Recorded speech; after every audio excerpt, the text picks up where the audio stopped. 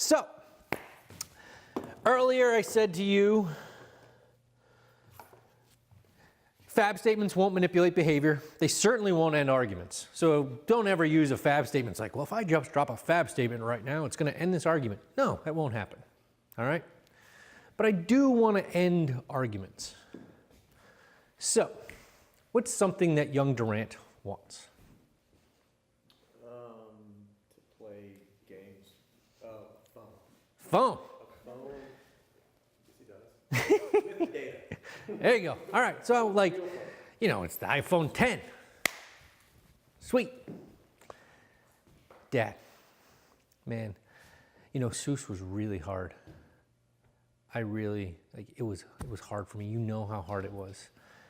And I really appreciate you sitting because it really opened my eyes to some things, and I really look forward to having a relationship with you. So can we, like, spend some time together and go down to the Apple store and get the new iPhone? Can we? I'm very proud of you for what you've done at SUWS. You've made a lot of progress. And I hear that you want a phone because you went through this program and spent however long there, but you know what we've talked about and we're not ready to get you one. Dad, oh, man, this is all like, I'll be able to send you texts. We can connect. We can play those games together, Dad. It's what you want. You want to hang out with me, don't you, Dad? Come on, can we go? No, you know the rules. We've talked about it. Once you get back in school, if you can get the certain grade. Dad, what does school have to do with me getting a phone? It's about your and my relationship, Dad. Don't you want this, Dad? You want me to be a bad kid and go do this stuff, Dad? I thought you wanted to hang out with me, Dad. Let's go get the phone.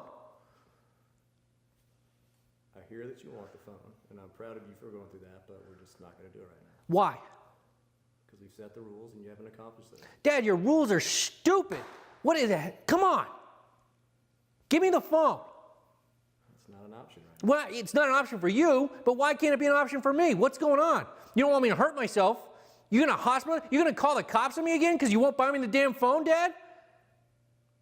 Man, it's getting tough now. All right. So how do you feel? Frustrated? Attacked? I don't really know how he operates in your home. However, most SUWS kids have a pattern. They're going to kiss your ass first. Because if I can be nice to you and get what I want, it saves my bullets for later. That generally didn't work. It was great. I also appreciate your reflective listening. Well done. I'm then going to escalate. I'm going to get bigger. I'm going to get louder. I didn't even get to the part where I get to threaten him or threaten myself. But there's going to be a pattern of escalation to the point where it's like I'm going to threaten kind of the house. Maybe I'll punch some holes in the wall or whatever. But then I'll get, I don't know, is anybody a self-harmer in here? Does any kids kind of do the self-harm? That's kind of like the ultimate step. I'm going to get there if I have to. And then it's going to be your fault that I'm cutting or all this stuff. You don't want me to go commit suicide over the phone? It's like, really? We're talking about suicide and the phone? Like, what the heck? But there's a pattern. And all of it is designed to get you to emotionally respond. So first, if I can charm you and you emotionally respond like, hey, like, oh, I feel good. My kid's talking to me. He wants a relationship with me. Woo, yeah, that feels good. If that didn't work, then I can try all these other things to get you to an emotional reaction. It's brilliant on their part. Brilliant. Anybody a salesman in here? Salesperson?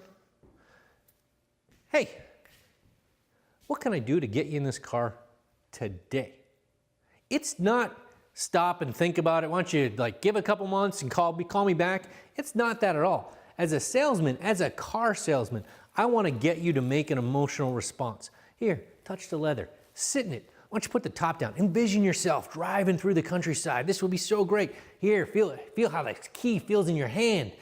Feel that engine rev. Get that emotional connection so you make an emotional decision. It's a brilliant sales technique. Your kids are doing the same thing.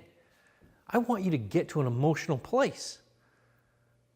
If that's being nice and it gets you there, great. If it's being mean, fine. If it's creating this sense of overwhelming crisis, because my kid is gonna harm themselves if they can't have the phone. I mean, you've probably all done. You've probably taken their phones. You guys have probably taken their phones, and they have the most amazing meltdowns. It's like, it's a freaking phone.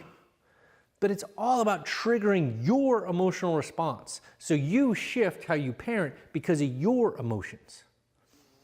Doesn't feel very good, does it? I mean, I'm a dude in the class, like I have no emotional baggage, like, but I imagine he comes at you guns blaring and you feel heavy. You feel whatever you feel. But it doesn't feel good to be held hostage by your kids. So we want to figure out how to end that conversation. Back to the dog training, and I apologize, we're going to train your kids a little bit. So we call this the broken record technique. This is all about training your kids. So, well done, Lance, on the reflective listening. I am willing to answer the same question 3 times. I grew up in a baseball household, 3 strikes and you're out. The number is arbitrary. It doesn't matter. I suggest more than once, but it doesn't have to be 11 times. But you just pick your number. So, your kids, my staff, my kids, my wife, they all know that I'll answer the same question 3 times. I'm very transparent. I am happy to answer the same question 3 times. And then I'm done. I am done. Dad, give me the phone. You did a great job. I hear that you would like the phone. Nevertheless, the answer is no. There's no reason. Junior wants to elicit a reason from you. Why? Why? Yes, your kids are brilliant. You do not send me stupid kids to SUWS. You don't. You send me unbelievably intelligent kids that really know how to argue. If I ever need to lose an argument, I go talk to your kids because they will outthink me. Even if I have 5 great reasons why the answer is no, they have 7 pretty solid reasons why the answer should be yes. So I don't provide a reason because the only reason your kid wants a reason is to argue it. And I don't want to have the argument. I hear that you would like the phone. Nevertheless, the answer is no. Give me the phone. Give me the phone. Gimme, gimme, gimme. I hear that you would like the phone. Nevertheless, the answer is no. I hear that you would like the phone. Nevertheless, the answer is no. I say the same exact thing. Because anytime I deviate from it, it's a hook for Junior to put their little claws in and go after it. They're little wolverines. Like, nah, nah, nah. Yes, sir. So, authoritarian is bad because you're giving people reason. You don't give them a reason. It's just because I said so. Right. But is that considered a reason? Because you're saying, I hear what you're saying, nevertheless. The answer is no. The answer is no. Right. It's not because I said so. The answer is no. That's a reason. Right. And why not? And I will, like some of you are going to have this need to provide a reason, which is fine. But it's understanding timing. When Junior's coming at you, now is not the time to give the reason. Because there's no reason that you have that's good enough that's going to be like, you know, that's a fantastic idea, Dad. I really appreciate that insight. Thank you very much. No, I don't need that phone right now. I look forward to having a conversation next week. That's never going to happen, ever. So it's understanding timing.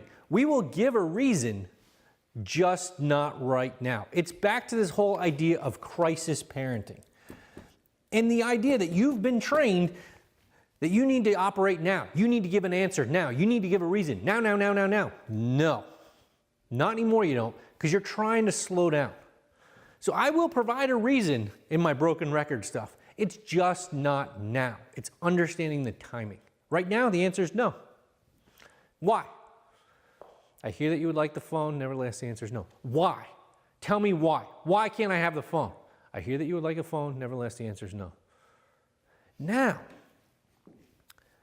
it depends on how I'm doing. I've had a good day at work. Things are smooth. My relationship with my wife is hunky-dory. Everything's good. I hit my 3, then I'm done. I will pretend to read the newspaper, watch TV, whatever it is. Junior is right here. A good SUWS kid does not give up. And you've raised good SUWS kids. So, Junior's still coming. Give me the phone. Give me the phone. Give me the phone. Give me the phone. I don't even acknowledge them. You're a friggin' asshole. He's going to say everything to push my buttons, and he's right here. I don't even acknowledge it. But if he hits that nerve, he says something that I can't take it anymore, without even looking at him. It's not the, don't you talk to me like that. You don't do that.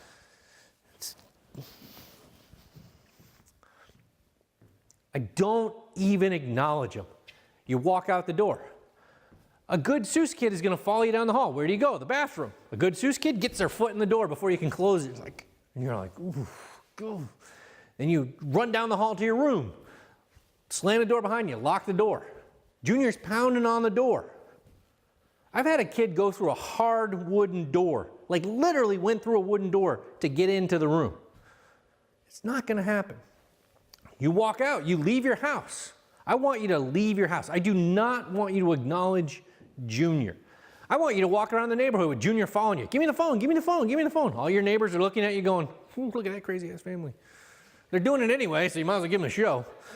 You may have to get in your car, you may have to leave. Now, how do you feel when you have to retreat? I am telling you to retreat. How does that make you feel? That scares me. Why? Because I wonder if I pull away from the situation, how will my child respond? Will it result in cutting? Yep. Or, just their temper tantrum of whatever that may be, and how will that affect the family, the house, the Yep. neighborhood? Well, we did a similar, we followed a lot of this, and what you're doing is like the bully proof in your youth, dealing with the mildew kid, that whole, just take away their power by not acknowledging that they're, and we've gone through this sort of with our daughter, and we kind of just very matter-of-factly, here's your consequence for how you acted, and when we came home, we found her what we thought was dead, with fag carved into her leg, and laying in a puddle of her own vomit with her tongue hanging out. So we know exactly where you're heading with this, but our fear now is that she'll be more successful Yep. next time we come home. So you're bringing up something I will talk about, but right now I want to focus on your feelings. When you have to walk away from your kid, when you have to run down your hall and close the door behind you, when you have to leave your own house, how does that feel? Feels unnatural. Feels unnatural. Feels like you lost. Like, I am freaking losing. And yeah, you know what? I'm asking you to lose. Because parenting is not about winning and losing. And if you're invested in winning all the time, you will not have a relationship. You can watch it in friends that you know, you can watch it in couples, you can watch it at work. Those people that you know that are always invested in winning, which is often the position we take with our kids, do not have relationships. It's brutal. It's not about winning and losing. I'm fine if you have to walk out of your house and feel like you're losing. Fine, have that feeling. That's what you go see your therapist about, or your confidant, whoever you go to get your emotional needs met. You go and be like, man, it feels like it fucking sucks. Like, I feel like I'm losing right now. Fine. But what you're doing is keeping the relationship intact. Because if you turn and you take the position, I'm going to win this argument with you, kid. I'm going to prove to you why you can't have a phone. I'm going to give you this reason. And I'm coming at you full guns blaring. Junior's walking up and walking away from your relationship. Do not take the win-lose position. You're not in a win-lose position. All right? Go after the relationship. And so by walking away, you're keeping the relationship intact. Now, she's an extreme example of how invested she is in getting you to react emotionally. And now this is where it's really complicated work on understanding what you can control and what you can't control. And kids will do anything they can to get you to a state of crisis, including cutting themselves, trying to commit suicide. Then you're in the hard position as a parent. If somebody really wants to commit suicide, there's nothing you can do to stop them. If they really want to cut themselves, there's nothing you can do to stop them. If they really want to do drugs, there is nothing you can do to stop them. And I have parents, they're like, yes, there is. It's like, bullshit. You know? They're going to go to school. They're going to go hang out. They're going to sneak out the window. There is nothing you can do to control them. And so you have to understand that if you operate from this position of, if I just do this one thing to control their crisis from them, what you're actually teaching them is they're not responsible for their behavior. You're going to step in and rescue them. They can't operate that way as an adult, and your job is to train them as an adult. And sometimes it's really scary because they are pushing you. They will push you over and over and over again to your position of crisis. So what happens when, I don't know if he does this or I don't remember which kid, but what happens when he's going after the little brother or the little sister? You remove the other kid from the house. You remove the victim. You don't wrap up Junior for being the aggressor. You remove the victim. If they're prone to kicking the dog, you remove the dog. You remove yourself. You protect the victim. Now the other kids, some of you have said like the relationship is really hard in our house because of our SUWS kid and the other kid's suffering. Yeah, you know what? Junior gets to be like, it sucks that I have to leave my house because my brother or sister is having a meltdown. What do you do with Junior? I hear that it sucks. Like you go right into all this stuff with the non-SUWS kid. So what this does is by going through this process over and over and over again, you're teaching them that no means no, and that you're responsible for your own emotional experience, and so are they. Because that's what they need to learn, is they're responsible for their emotional experience. So give me the phone, give me the phone, give me the phone. I hear that you want the phone, I hear that you want the phone, I hear that you want the phone. The answer is no, we're done. Now he has his classic meltdown, punching holes, breaking stuff, going through your stuff, looking to break your stuff, because he's not breaking his stuff, he's breaking your stuff. What do? Do you stop him? Builder, there you go. Builders love this. Punching holes in the wall. Just call me a Knife. Yeah, that's exactly it. Like, sheetrock can be fixed. It may suck, and your house may look horrible, and you have to put your valuables and stuff that you really appreciate in storage off-site, and it sucks. But it can be fixed, or it can be managed. You put your stuff over in storage. The relationship, if you wrap that kid up, that relationship is going to take a hit that's going to be really hard to fix. So don't wrap them up. Now, What about smashing his Game Boy or whatever? yeah, smashing the Game Boy, the smashing stuff. What about when he's like, screw you, Dad. I'm going out with, who's his drug buddy? I've got a bunch, but Pick one. James is. James. So instead of the, I want the phone, I'm going to hang out with James, I'm going to hang out with James, I'm going to hang, you're like, nope, nope, nope. He's like, screw you, I'm going anyway. Do you stop him? You know what he's going to do. He's going out to hang out with James. You know he's going to go smoke a fatty. Do you stop him? I would say probably not, based on this. Yeah, absolutely not. Because it's literally like, you're going to block the door. Then you're in that classic American thing of like, well, if I just beat up Dad, I'm golden. That's not the relationship we want with our kids. And ultimately, you can stop him right now. You drag him up to his room, he's going to hop out the window. I mean, if he's a good SUWS kid, he's figuring a way out anyway. Like, and it's not accepting the behavior. So you're not accepting the behavior. You're not like, all right, well, here's 20 bucks and go have a good time with James. Like, you're not doing that. But it's like you just don't acknowledge it. You don't. And you understand what you can control, and that's you. Okay? Not them. So in circumstances like that, car, Yep. Give me the car, give me the car, give me the car. look, or we have the car and I wanna go hang out with my hot smoking buddy. Yep. I'm sorry, you're not gonna take the car, feel free, go ahead, Yep. we're not gonna argue, I don't want you to go. Well, but I mean, Yeah. in theory, though, that's the idea, I guess, is, you know, if you're gonna fight me on this, you're gonna go hang out with Steven and smoke pot, fine. And have fun walking there, because you're not taking my vehicle. Right. When I have to worry about you drinking, driving, drugging, Yep. came off, Yep. so. I mean, with all due respect, she's 17 and a half. By the time she graduates from SUWS, like, she should never drive your car again. I mean, realistically. Like, so what's the question? Well, I guess you talk about saying let them go, Mm-hmm. but how do you handle those parameters? You tell them that that's my vehicle, not yours, so you're not touching that car. Not in this moment.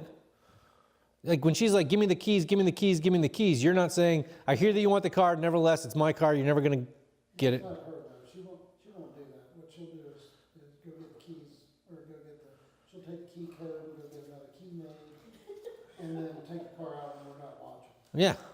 I mean, that's a good SUWS kid. Yeah, Makes sense. So you're doing, again, everything you can do.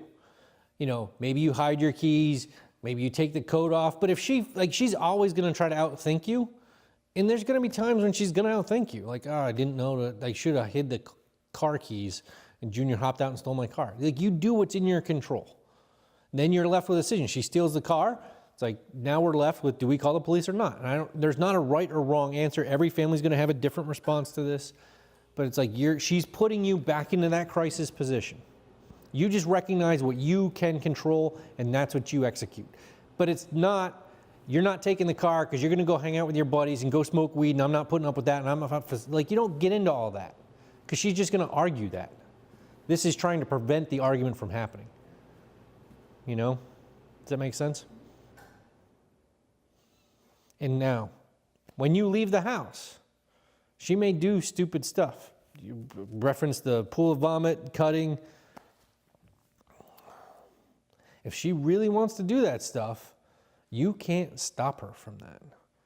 And it's going to be a really, like, that's where you need a great confidant, a great therapist to help you understand your area of control. And it's a lot of anxiety work. Oftentimes people have really high anxiety because they're trying to control things outside their control. And you can't control it. And so the work is understanding, like, this is my area of control and this is what I can work on.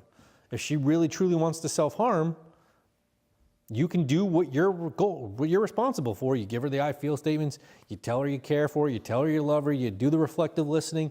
But ultimately, if she chooses to self-harm, there's nothing you can do to stop it. Nothing. I mean, take the razor blades. She breaks a window. You replace all the windows with plexiglass. She breaks a mirror. I mean, it's just nonstop. Like, there's always going to be loopholes. If I truly want to do something, you can't stop me from doing it. I will find a way.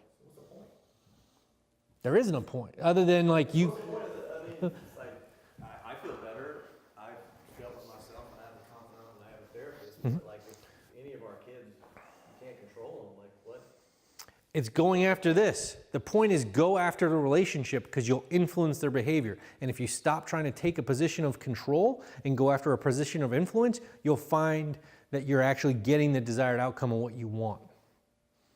If you are trying to operate from task management in a position of control, you will not get the outcome you want.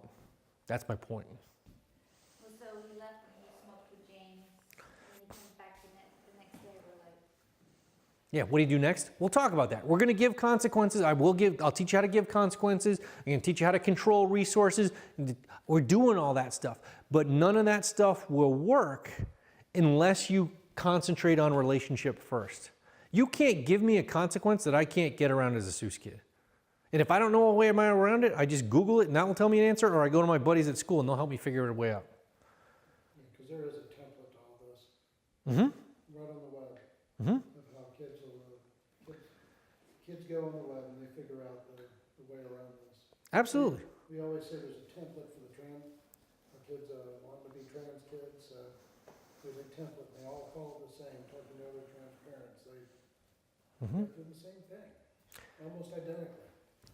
Yep. And so this idea of trying to not control their tasks, one, it will drive you crazy, but two, they will find ways that you never even thought of. I've had parents like, we laid out the rules. Don't steal the cars.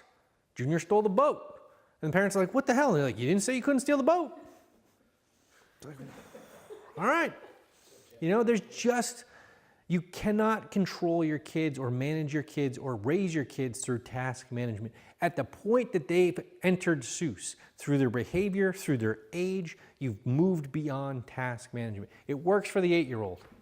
It doesn't work for the 14 or the 17-and-a-half-year-old. Whatever she is, 18.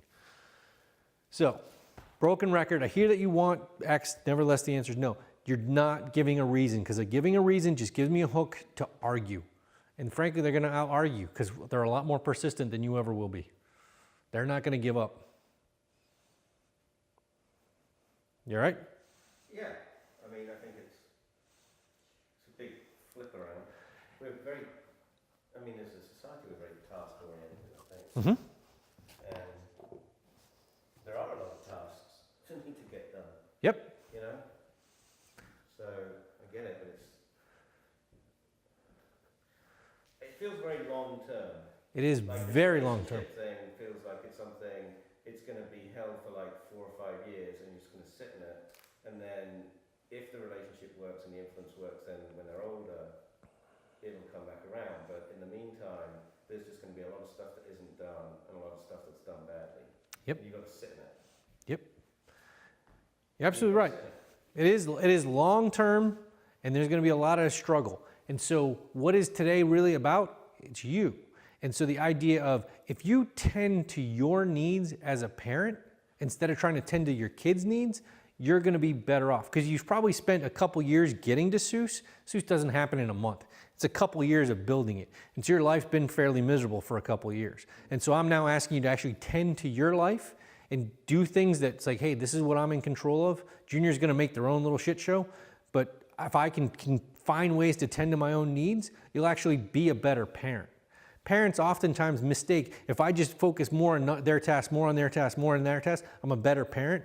You're actually not. Tend to your needs first and then engage them. You'll have a higher quality of life. And again, this is pretty specific for a SUWS kid. We're talking about a SUWS kid here. But the idea is like, yeah, it is a long-term sale. Like this is going to take a couple of years to pull off. And they're going to continue to do things to make messes for themselves. And I'm asking you to back out a little bit, tend to your needs, and they're going to have to understand, like, they have to figure out their way out of their mess. It's hard. Questions, comments, concerns? I'm with you.